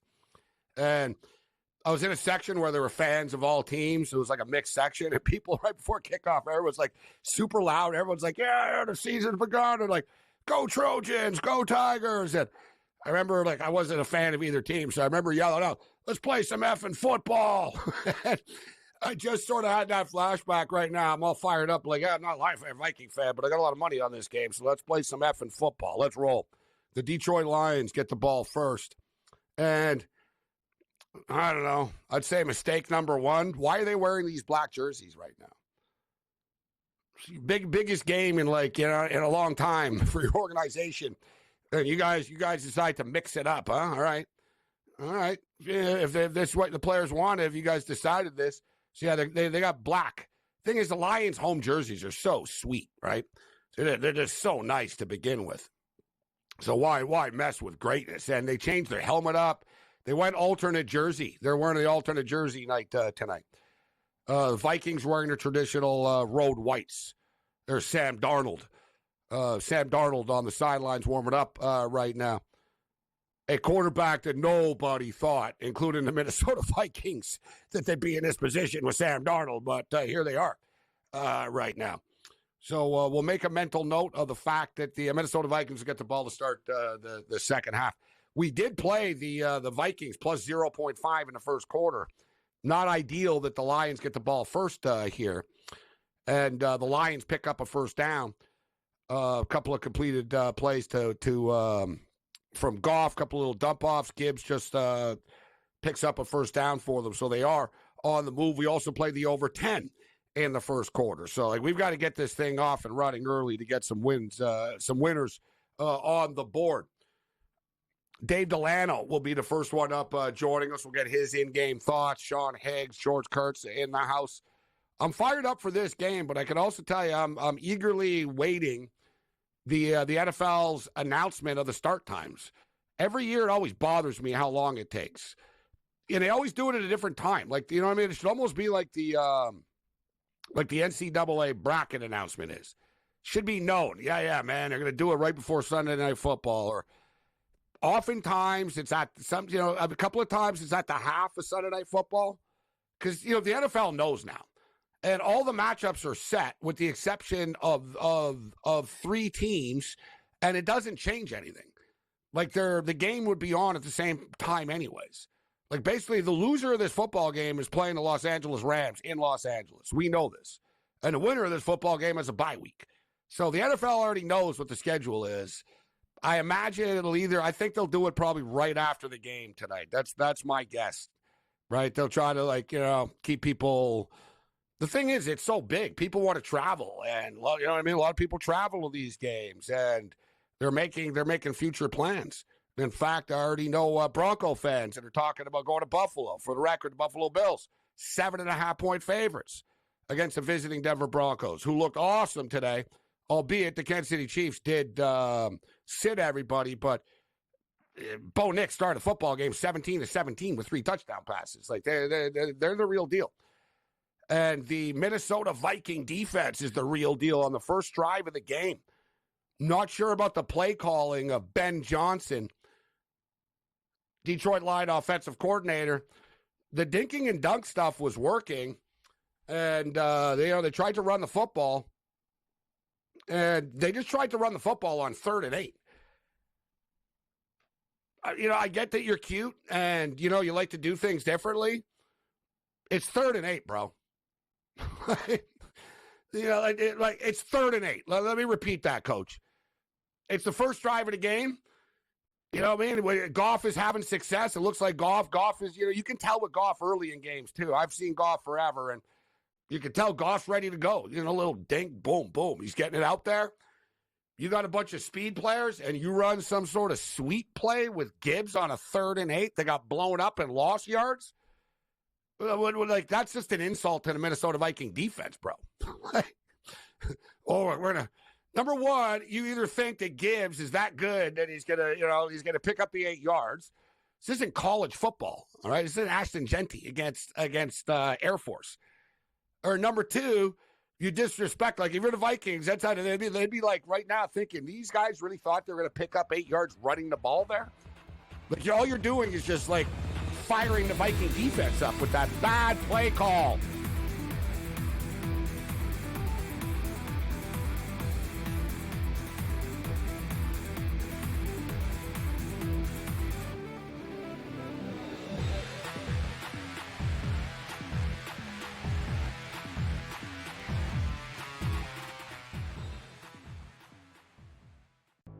We'll be right back. It's time for a Sports Grid 2-minute drill. Time now to play a little buy or sell.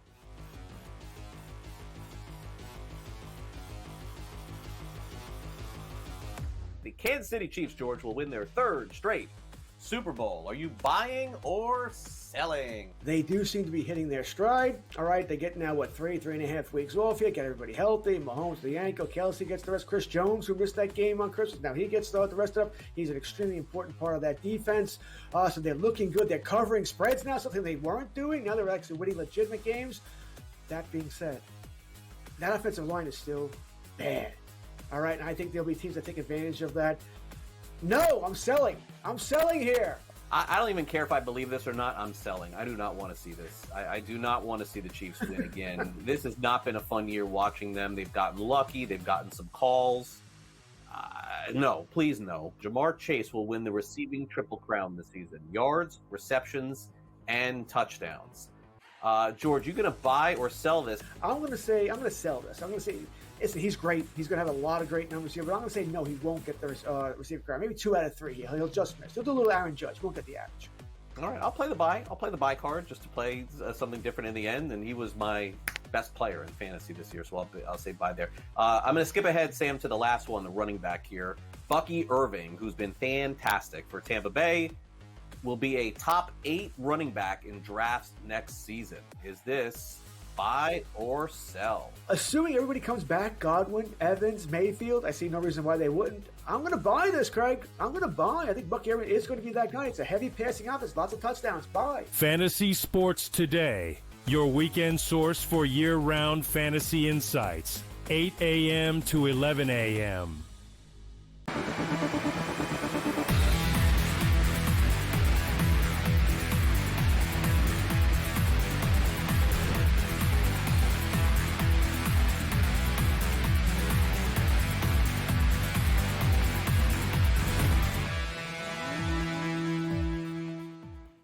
In-game live game day continues. I am Gabriel Morency, and the game of the day, the game of the year, has begun. Minnesota Vikings come up with the first stop of the football game. Lions got the ball first. They completed a couple of passes, and then they ran the ball. I don't want to dwell on the 3rd and 8 call, but I don't really understand. I didn't understand that call, especially. You want to get early momentum in this football game, but we talked about it before the game started, and I said, if there was one blemish on the Detroit Lions is that they're slow starters, right? They're 9-12, and they're great at everything. They're dominant against the spread and everything, but the first quarter spreads they haven't been great at. They've been a little bit slow. Yet, they were already nearly at midfield. Now the Minnesota Vikings get the football already 9 minutes, 9.5. So the clock is ticking a bit in this game, and the in-game total, guys, has fallen. Already 51.5. Pretty quick. You know what I'm saying? That's a pretty quick dip, man.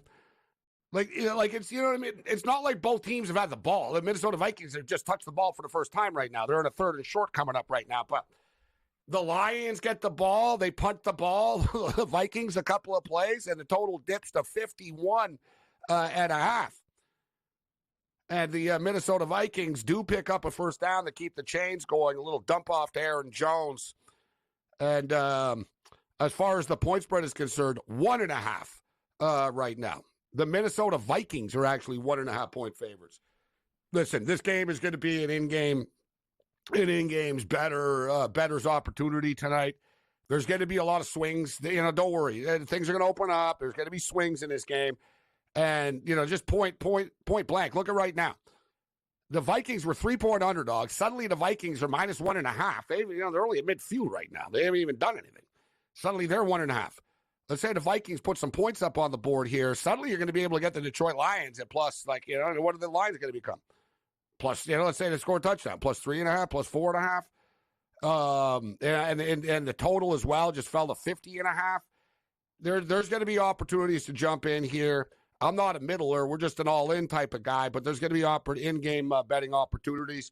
But you know our style. We're not shy to start pulling the trigger, but we never panic early. Let's let this script play out a little bit early, and let the number organically feel right when we jump in here.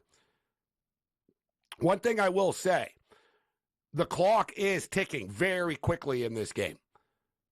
And, I know it's all psychological. Clocks don't tick faster or shorter than others, right? But I'm just stating, both teams have been very systematic. No one's rushing anything. They're getting to the line.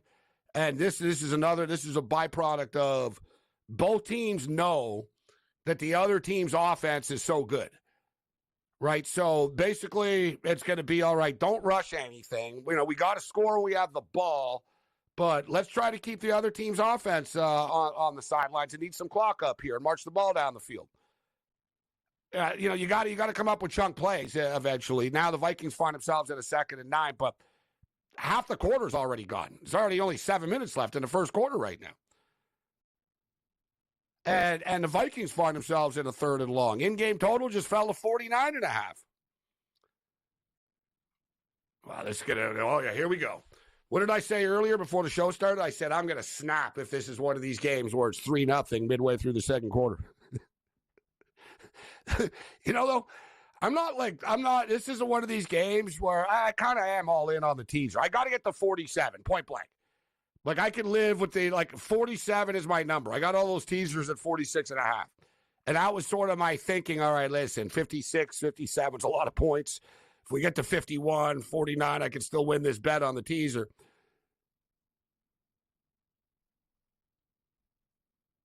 And the Minnesota Vikings will be punting the football. They pick up a first down. Sam Darnold a little off.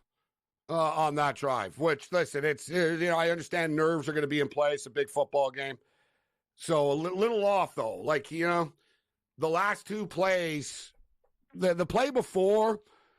I can't definitively say I saw everything enough to really call him out on it, but it seemed like an errant pass over the middle of the field. It seemed like he got confused by something. And on this last play, I think it was to Hawkinson, he was open on the sideline, and Darnold like threw it a million miles an hour and didn't really give him a good chance to catch the football. But we've seen it, we've seen this with quarterbacks. It's a big game. Like I said earlier, he hasn't played in a game like this in the NFL. When's the last time Sam Darnold? I nearly called him Carson Palmer. I've done that before for whatever reason. I was going to say they are similar, but Carson Palmer was better. Both USC quarterbacks. But when's the last time Sam Darnold, that's why I sort of the USC, when's the last time Sam Darnold played in a big football game? His freshman year? Like, he got worse as they went on at USC. Remember, he was really good the year he became a starter. Did he play in a Rose Bowl? All right, I'm being told right now by Greg Frank in Master Control, who's a Penn State guy, aware that USC beat that Sam Darnold beat Penn State in a Rose Bowl. That's the last time he played in a big game. He didn't play any big games when he was on the New York Jets. Didn't play in any big games when he was on the Carolina Panthers. He was in the Super Bowl, actually. He didn't play, but he was on the 49ers last year. So he's been around big games. You know what I'm saying? But all quarterbacks. I've seen my boy Josh Allen sometimes is Josh sometimes a little off early. You see this with quarterbacks. Quick check right now, actually. The World Junior Hockey Championships have been really unpredictable. And the U.S. were supposed to win. USA and Canada were co-favorites, although most people thought the U.S. had the better team. Canada really disappointed, got eliminated before they even made it into the knockout stage. They didn't make it out of the preliminary round. They played 5 games and lost 3 of them. They got upset a bunch of times. They got eliminated. The USA makes it to the gold medal game where they're playing Finland right now. And nobody thought Finland were going to be here. Finland were like the fourth choice to win. It's always the same. Canada, USA, Sweden, Finland, but Finland never wins this thing. All right. I think the last time Finland won the World Junior Championships was like 2002 or something. They don't win this thing. All right. And I've told everybody this before with international hockey. Finland are like the kings of the bronze medal game. Like, they're really good, but they're not good enough. They don't have enough offensive talent. They can hang around and then they always just sort of lose and then they win the bronze medal in these tournaments. Great hockey playing country, but long story short, the USA were like minus 350, nearly 4-1 favorites tonight against the Finns. The second period has just started and I see Finland is leading. The Finns are up 2-1 right now. Sportsbooks would love this because nobody bet on Finland before the tournament. The Four Nations Cup thing is actually around the corner. It's next month. It's pretty soon, actually. The calendar year is moving on. All right, so we're back. The football game is back from the commercial break. 7:01 left in the first quarter of play. In-game total is sitting at 50.5 right now. And now the Lions are minus 2.5-point favorites. Well, like I said, you're seeing these like moderate little swings early like this, despite nothing really happening. So as soon as somebody scores first, there's going to be big in-game opportunity here. Total back down to 49.5 right now. But my only concern is, and I got to tell you, I don't like to panic about these things, but we did bet the over 10 in the first quarter, and we got 6:25 left in the first quarter, and there's only been a couple of first downs in this game, let alone points. Somebody's got to throw the ball down the field.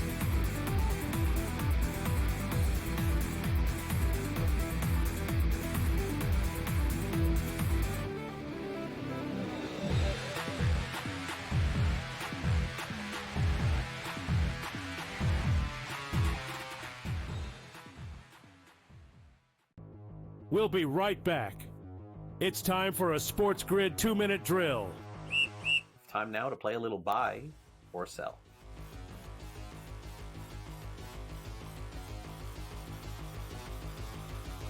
The Kansas City Chiefs, George, will win their third straight Super Bowl. Are you buying or selling? They do seem to be hitting their stride. All right, they get now, 3.5 weeks off here, get everybody healthy. Mahomes, the ankle, Kelsey gets the rest. Chris Jones, who missed that game on Christmas, now he gets the rest of it. He's an extremely important part of that defense.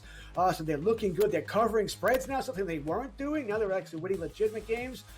That being said, that offensive line is still bad. All right, and I think there'll be teams that take advantage of that. No, I'm selling. I'm selling here. I don't even care if I believe this or not. I'm selling. I do not want to see this. I do not want to see the Chiefs win again. This has not been a fun year watching them. They've gotten lucky. They've gotten some calls. No, please no. Jamar Chase will win the receiving triple crown this season. Yards, receptions, and touchdowns. George, you going to buy or sell this? I'm going to sell this. I'm going to say, he's great. He's going to have a lot of great numbers here, but I'm going to say no, he won't get the receiver crown. Maybe 2 out of 3. He'll just miss. He'll do a little Aaron Judge. He won't get the average. All right, I'll play the buy. I'll play the buy card just to play something different in the end, and he was my best player in fantasy this year, so I'll say buy there. I'm going to skip ahead, Sam, to the last one, the running back here. Bucky Irving, who's been fantastic for Tampa Bay, will be a top 8 running back in drafts next season. Is this buy or sell? Assuming everybody comes back, Godwin, Evans, Mayfield, I see no reason why they wouldn't. I'm going to buy this, Craig. I'm going to buy. I think Bucky Irving is going to be that guy. It's a heavy passing offense, lots of touchdowns. Buy. Fantasy Sports Today, your weekend source for year-round fantasy insights. 8 a.m. to 11 a.m.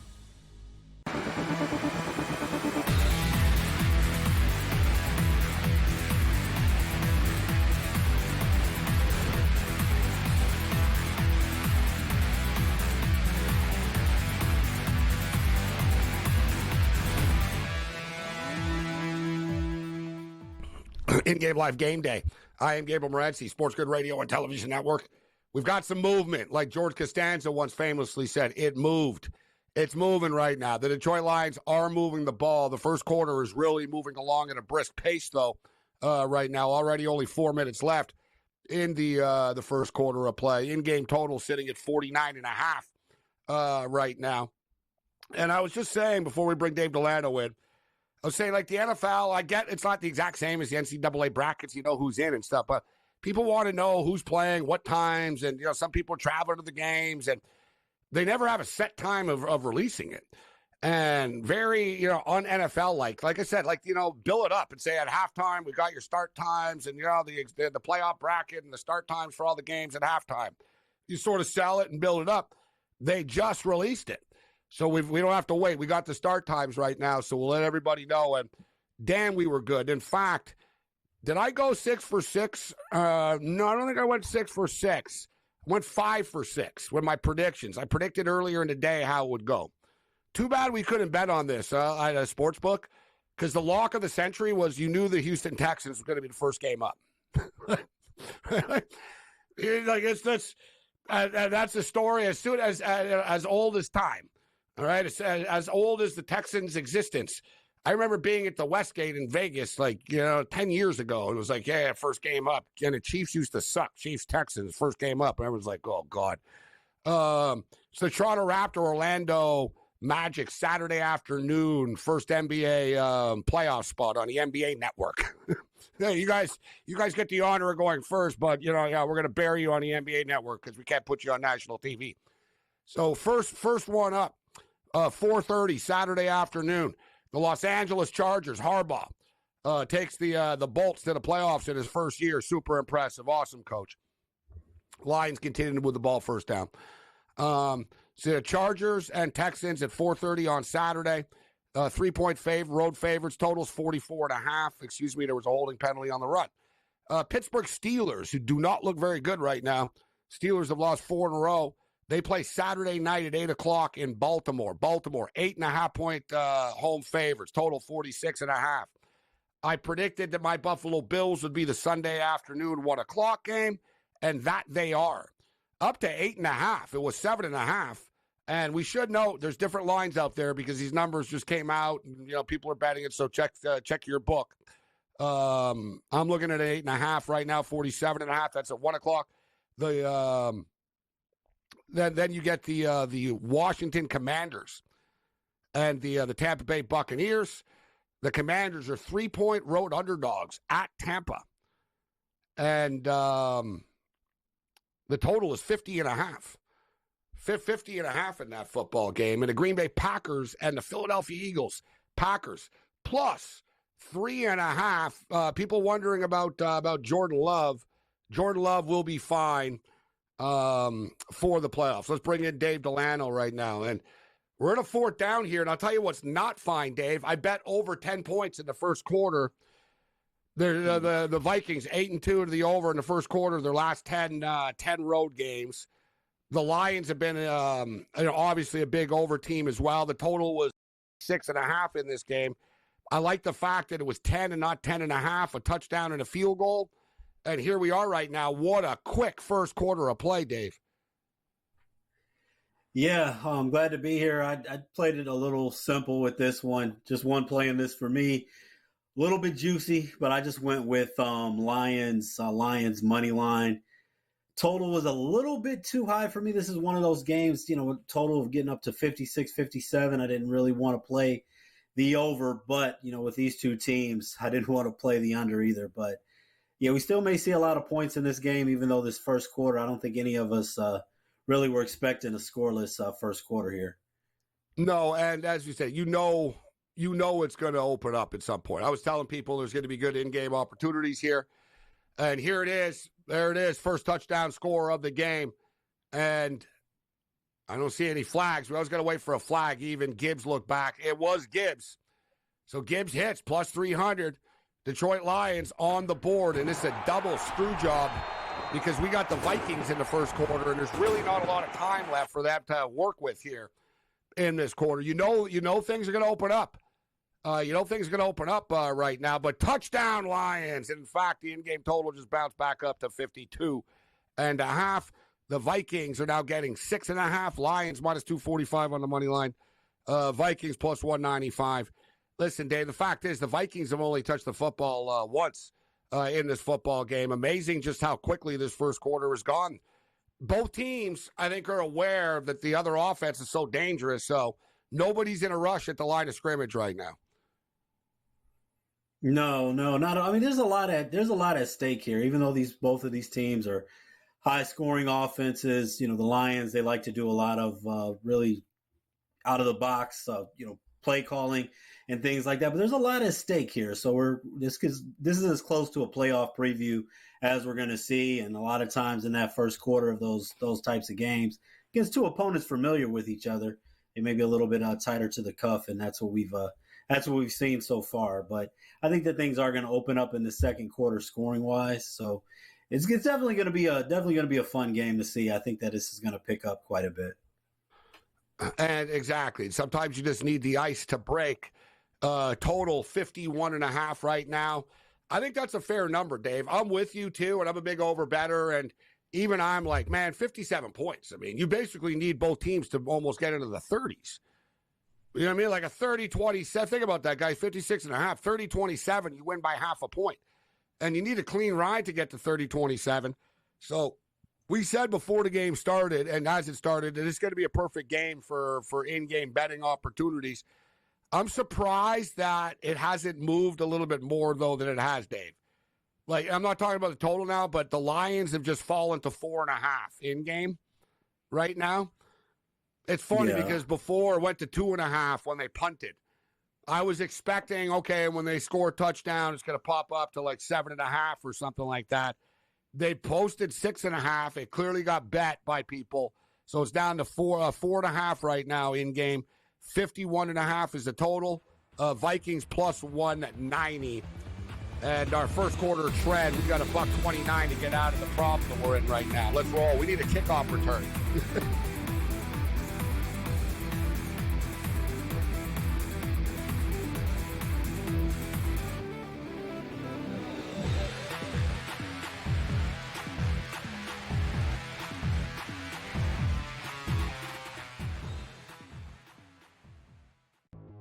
We'll be right back. It's time for a Sports Grid 2-minute drill. Time now to play a little buy or sell.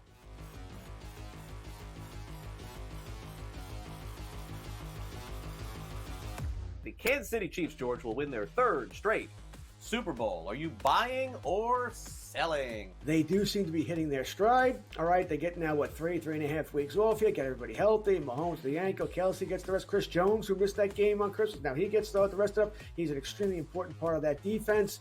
So they're looking good. They're covering spreads now, something they weren't doing. Now they're actually winning legitimate games. That being said, that offensive line is still bad. All right, and I think there'll be teams that take advantage of that. No, I'm selling. I'm selling here. I don't even care if I believe this or not. I'm selling. I do not want to see this. I do not want to see the Chiefs win again. This has not been a fun year watching them. They've gotten lucky. They've gotten some calls. No, please no. Jamar Chase will win the receiving triple crown this season. Yards, receptions, and touchdowns. George, you going to buy or sell this? I'm going to sell this. I'm going to say, listen, he's great. He's going to have a lot of great numbers here, but I'm going to say no, he won't get the receiver crown. Maybe 2 out of 3. He'll just miss. He'll do a little Aaron Judge. He won't get the average. All right, I'll play the buy. I'll play the buy card just to play something different in the end, and he was my best player in fantasy this year, so I'll say buy there. I'm going to skip ahead, Sam, to the last one, the running back here. Bucky Irving, who's been fantastic for Tampa Bay, will be a top 8 running back in drafts next season. Is this buy or sell? Assuming everybody comes back, Godwin, Evans, Mayfield, I see no reason why they wouldn't. I'm going to buy this, Craig. I'm going to buy. I think Bucky Irving is going to be that guy. It's a heavy passing offense, lots of touchdowns. Buy. Fantasy Sports Today, your weekend source for year-round fantasy insights. 8 a.m. to 11 a.m.